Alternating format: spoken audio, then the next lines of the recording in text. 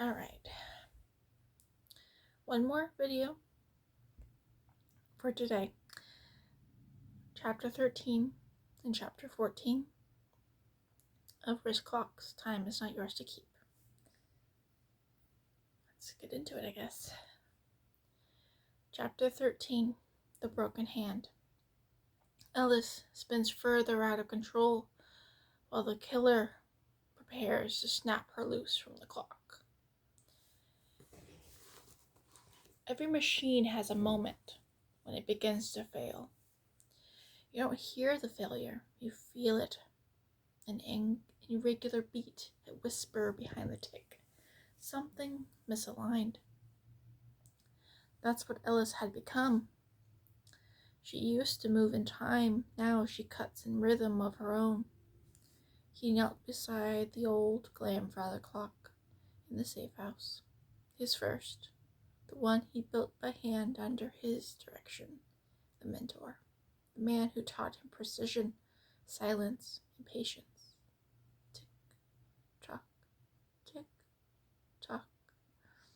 You listen long enough, the mentor once said, and time will teach you what pain never could.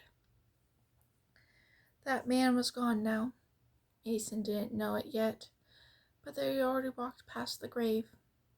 Karen B had found him first, before the killings, before the clocks. She tried to expose the mentor when she saw what he was teaching the boy to do. No one believed her. No one listened. So she stopped talking until the boy came back and carved 407 into her thigh. The mentor, his mentor, had been caught years later. A fraud charge, a technicality. He didn't last long in prison. No one found that boy again. Till now. Ellis had spoiled the machine. She carved the second hand wrong. She let them see her, and for that, she had to be stopped. No. Reset. Tick, tock.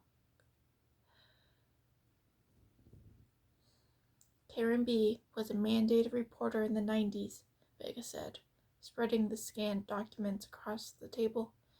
She filed an anonymous report about abuse, ritualistic stuff, a child under the care of a private therapist. No name? Mason asked. Redacted, but the therapist was later arrested. His name was Thomas Aaron. Charges unrelated, but in the same time frame, he died in prison. Mason's eyes narrowed, and the clock. Right, Vega nodded. That was confiscated. There was a confiscated box of journals found in Everett's apartment, full of diagrams, mechanical parts, and get this, excerpts from a kind of clockwork gospel. He called it the Law of Precision. Mason flipped open the scanned copy of one journal. All gears serve the center. When one turns against the rhythm, the machine suffers. When it halts, the machine dies. Vega added, Karen B shows up 20 years later with a carved clock. They didn't say it out loud, but both thought it. He came back, and he was trying to rebuild the machine. Tick, tock. The walls in the room were covered with drawn clock faces, some elegant, some fractured. Blood and charcoal smudged between them. Ellis stood in the center, arms spread, tracing the second hand of an invisible timepiece in the air. Her lips moved, counting off seconds, but the numbers were wrong. The beat was off. She didn't care. He was coming. She could feel it. She wasn't going to run. No. She would kill again, faster this time, more violently. She'd make it impossible for him to control the narrative. She would be louder than his silence. She had her mark already. Not a teacher, not a therapist, a cop. someone who didn't believe her, someone who called her unstable on record. 9:06, that would be the time. The second hand would stretch across the whole wrist, long, deep, unmistakable. Maybe this time she wouldn't carve it clean at all.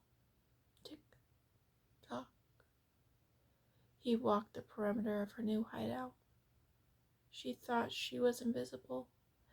She had left her door unlocked. No gears. The gears, though, no longer turned smoothly. Her kills were noisy, passionate, unscripted. The kind of kills that made people look twice, the kind that brought in federal cops. He hadn't built her for chaos. She was a timepiece gone to rust. And rust doesn't belong inside a clock. He turned the brass gear in his hand, a gift from his mentor, taken from the old man's workshop after his death. Smooth, balanced, perfect, he whispered to it. I'll make it right again. He slipped it into his pocket and walked into the night.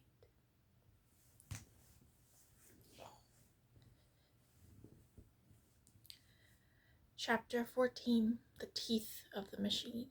Mason and Vega close in. Ellis sets her trap. And the killer sharpens the cogs. Clocks don't scream when they break. They whisper. A delay in the click. A hesitation in the gears.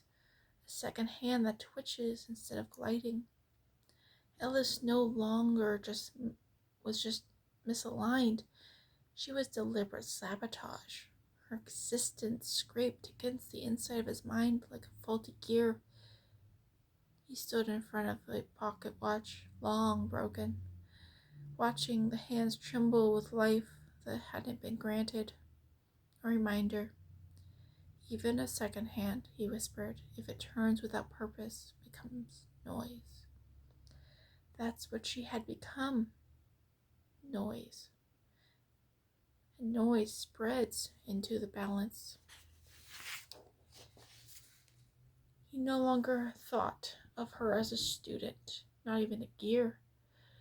She was rust incarnate.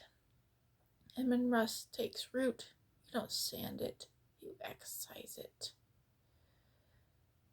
He lifted a cloth from the table. Beneath it, the same tool his mentor had once used on him when he had first failed to kill clean. A reminder of correction, not punishment. Purification. Tick tock. The alley stank of copper and rot, but Vega leaned close to a wall anyway.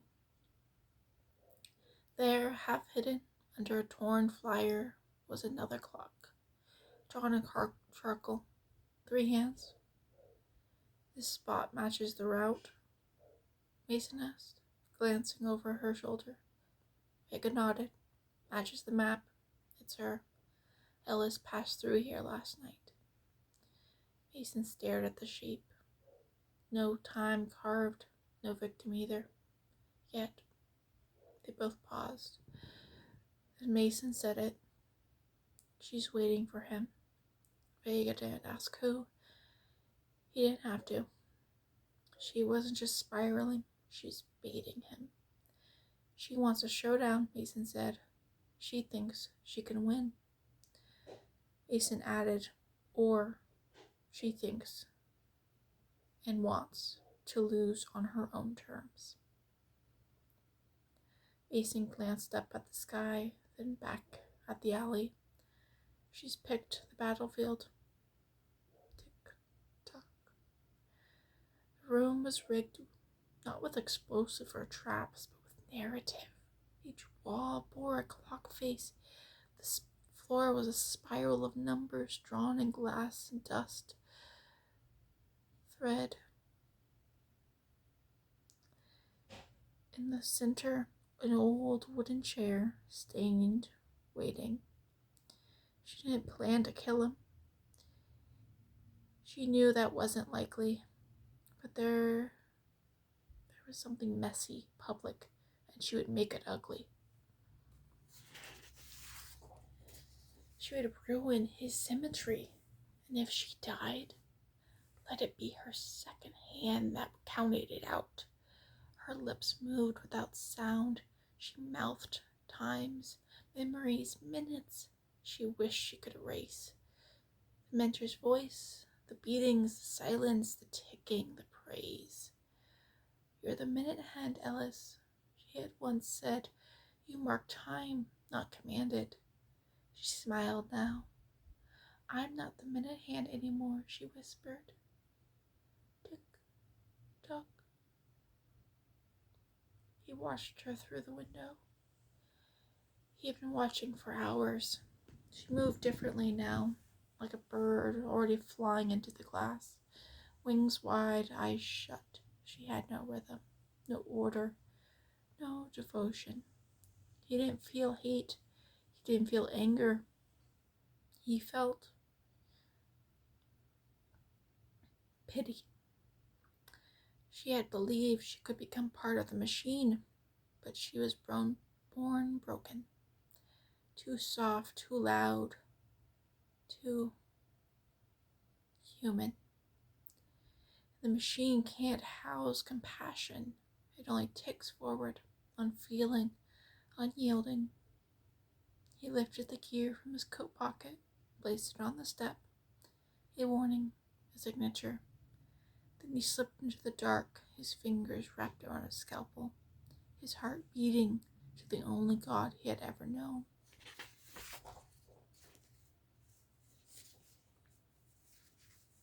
Time.